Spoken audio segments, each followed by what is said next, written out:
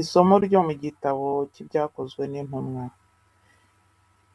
Imana imaze kumuhigika ishyiraho Dawudi ngo ababere umwami, ari nawe yatanzeho icyemezo iti nabonye Dawudi mwene Yese, umuntu unguye ku mutima uzakora ibyo nshaka byose.